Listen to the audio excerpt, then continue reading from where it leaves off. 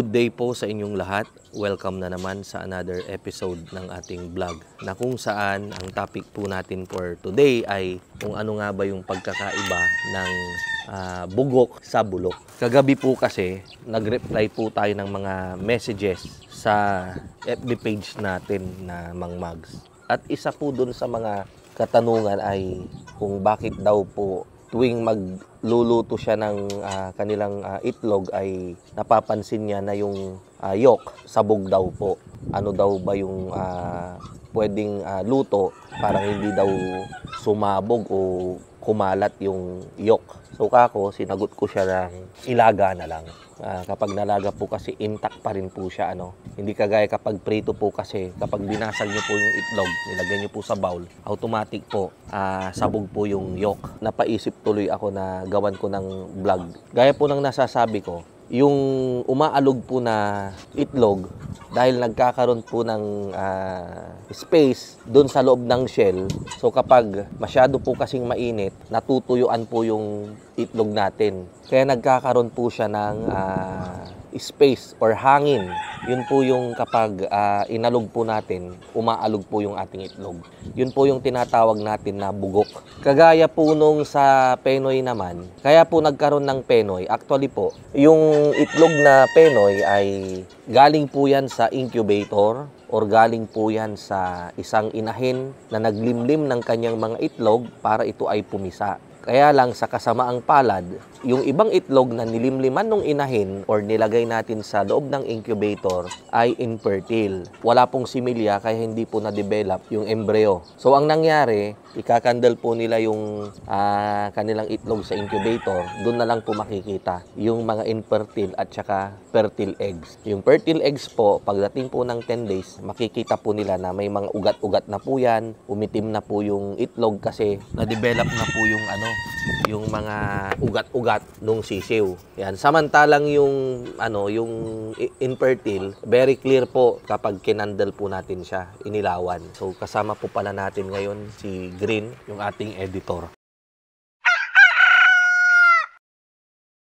Ang itlog para pumisa, yung sisiw naman talaga yung nanunuka nung kanyang shell. And then pag tinuka niya yan, tutukain niyan, iikutin niya yan, pabilog, hanggang sa siya ay makalabas. Pag nakalabas siya, and then basa muna yung sisiw, and then later on, matutuyo yan hanggang sa maging sisiw yan, healthy, ganyan. So, yung mga iba naman ang tawag yung peps. Tumuka lang, hindi siya nakalabas. Possible na yung mga hindi pumisa, may mga butas-butas lang. Ang mga ito ay kinukonsider lang po na basura sa hatchery. Wala na pong silbiyang mga yan dahil ang pinaka-main business ay magpapisa ng sisiw. So, ang kukunin lang ng hatchery yung mga sisiw na good quality. So, ngayon po, ang hatchery, meron po silang tinatawag na kontraktor ng basura. So, makikibiding po yan. So, pag sinabi pong basura, lahat po kukunin. Yung mga shell na pinagpisaan ng sisiw, yung mga peps, yung mga reject na sisiw. Ayan. So, si contractor naman, pinapatay na nila yan, binabalatan, and then yun yung ginagawang day old. Si penoy naman, ano bang tawag doon? Kwek-kwek. Sa mga hindi pa po nakakakain nung kwek-kwek na yan, yung penoy, kapag kinagat po natin yan, di ba, masarap isawsaw sa vinegar, Mapansin mo, Green, parang medyo matigas eh. Kasi nga, dumaan yun sa incubator, which is yun din yung nagpapasarap eh. Ngayon, kaya masasabi ko po na yung bugok na itlog ay necessary na bulok na. Tinawag lang po siyang bugok in the sense na kasi nga po umaalog, di ba? Yung bulok naman, syempre yung bulok, kahit na anong pagkain yan, pag nabulok, hindi na talaga pwedeng kainin. Yan. Pero yung bugok, pwede pa rin kainin yan. Ilaga mo. Ngayon, yung remedy dun sa, yung tinatanong ng subscriber natin, kung ano ba yung pwede nating gawin para yung ating itlog ay hindi mabilis na mabugok. O ilagay po natin siya sa sa malamig na lugar. Huwag natin siyang hayaang ma-expose sa init. Yan. Yung iba po, yung mga malalaking farm, sadyang nagpagawa pa po sila ng malaking bodega nila na air condition para doon po nila ini-stock yung kanilang itlog. Lalo na ngayon, sobrang init. Yung heat index natin ay 46 degrees Celsius na naman kahapon. So, sobrang init talaga. Kaya ilagay nyo po sa malamig na lugar yung inyong itlog.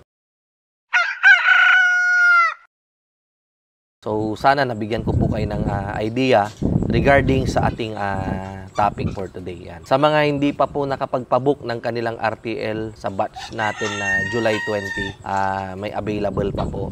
Message nyo lang po ako sa aking number 0927-427-1056. At saka pwede rin po kayong mag-message sa Mang Mags FB page na messenger. At bago ko wakasan yung ating video, shout out po pala kay kay Captain Barnarte ba yun?